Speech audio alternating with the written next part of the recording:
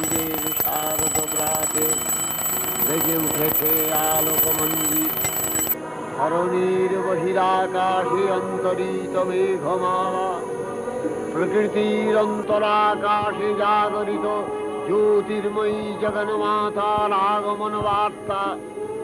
আনন্দময়ী মহামায়ার পদধ্বনি অসীম ছন্দে বেজে উঠে রূপলোক ও রসলোকে আনে নবভাব মাধুরীর সঞ্জীবন।